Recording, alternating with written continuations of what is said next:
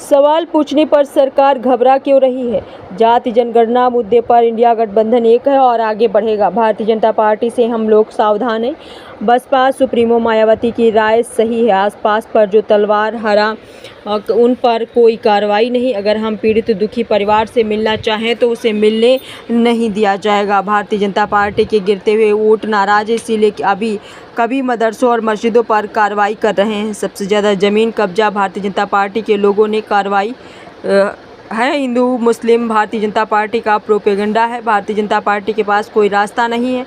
Akhilesh Yadav social media पर सरकार कार्रवाई करना चाहती है। एक भी बिजली कारखाना नहीं लगवाया है। आज जो बिजली उत्पादन हो रहा है वो समाजवादी पार्टी की देन है। सरकार ने बिजली विभाग का पूरा मुनाफा खा लिया है। समाजवादी पार्टी की सरकार बनेगी तो ओल्ड पेंशन योजना शुरू की जाएगी। आउटसोर्सिंग धीरे धीरे खत्म करेगी। अग्निवीर भर्ती बंद की जाएगी। जाति जनगणना में बीजेपी के राजनीति नहीं चलने देंगे अखिलेश यादव। लगातार वोट का ग्राफ नीचे जा रहा है, उससे वो घबराए हुए हैं। वो अपने समर्थकों को, कट्टर समर्थकों को एकजुट रखने के लिए कभी मदरसों पे कार्रवाई, कभी माइनॉरिटीज पे कार्रवाई, कभी वक्फ बिल लाना, ये जो नफरत की राजनीति वो अपने वोट को संभालने के लिए कर रहे हैं। नक्शा पास है कि नहीं है, ये पुलिस का काम नहीं है। आखिरकार बनने किसने दिया, बन कैसे गया? अगर नक्शा पास नहीं है तो एक व्यवस्था है कि वो नक्शा पास कराएंगे, कंपाउंडिंग है, बहुत सारे तरीके हैं। लेकिन क्योंकि उन्हें चिन्हित किए हैं, मैं आपसे कह रहा हूं कि सबसे ज्यादा इलीगल हाउसेस अगर किसी के तो भारतीय जनता पार्टी के इलीगल हाउसेस और इलीगल कंस्ट्रक्शन अगर किसी ने किया, जमीनें सबसे ज्यादा रजिस्ट्रियां किसने कराई? भारतीय जनता पार्टी के लोगों ने। आप देखिए कि अधिकारी का ईमान देखिए, एक अधिकारी का ईमान कितना अच्छा। हमने तो अखबार में पढ़ा कि उसने अपने नाम पर एक भी फ्लैट नहीं रखा। एक अधिकारी लापता है, अंडरग्राउंड है, वो मुख्यमंत्री आवास में है। तो ये जो कम्युनल पॉलिटिक्स खत्म हुई है, समाजवादियों ने और पीडीए ने कम्युनल पॉलिटिक्स खत्म की, इसलिए ये जानबूझ करके अन्याय कर रहे हैं।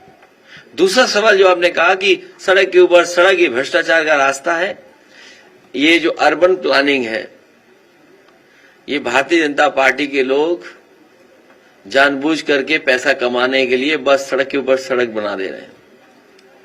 पानी कहां जाएगा पता नहीं, लेकिन हमें ये पता है कि अभी एक पत्रकार वार्ता में एक बड़े चैनल के उसमें मैं गया था, मैंने उनसे रिक्वेस्ट की है कि एक फ्लोटिंग शिखर सम्मेलन करिए।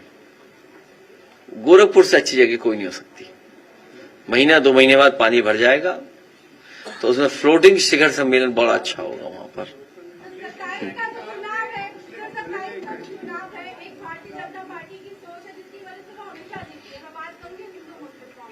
मेरे पास कुछ बच्चे आते जो कि अभी तो सीख रहे हैं, तो मुझसे सवाल करते कि अगर अखिलेश यादव की सरकार आ गई तो मुस्लिम हम पे हावी हो जाएगा, तो इसका क्या रिप्लाई देना चाहेंगे? वो सोच कैसे बदली जाएगी? वो एक सोच बन चुकी है।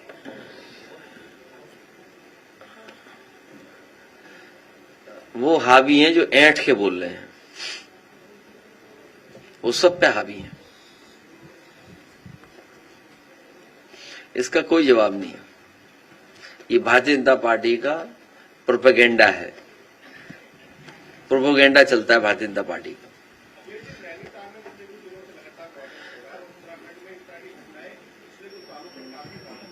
ये इसलिए हो रहा है क्योंकि भारतीय जनता पार्टी की कम्युनल पॉलिटिक्स का खात्मा हो रहा है। लोग बेरोजगारी पे सवाल पूछ रहे हैं, लोग महंगाई पे सवाल पूछ रहे हैं, लोग इन्वेस्टमेंट पे जानना चाहते हैं, किसान की आय 2 गुनी नहीं हुई है, तो उनके पास वही कम्युनल रास्ता बचा है, नफरत का रास्ता बचा है। इसीलिए जानबूझ करके प्रोपेगेंडा भी यही करते हैं वो, और लोगों को गुमराह भी यही करते हैं। जो नैनीताल में हो रहा है वो इस सोच की वजह से हो रहा है, जहां यहां से सवाल आया था। हिटलर के जमाने में केवल एक प्रोपेगेंडा अधिकारी होता था, मिनिस्टर। ये तो सरकार पूरा झूठा प्रोपेगेंडा करती है, पूरा का पूरा।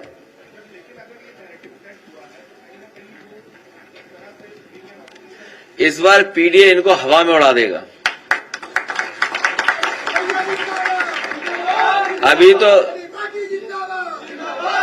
ये तो बलिया से आए हैं। एक मिनट, ये तो बलिया से भी आए हैं। बलिया भी क्षेत्र पड़ता है इनका। कितनी कॉन्स्टिट्यूंसी पड़ी? 2 3 कॉन्स्टिट्यूंसी इनकी बलिया में पड़ती हैं।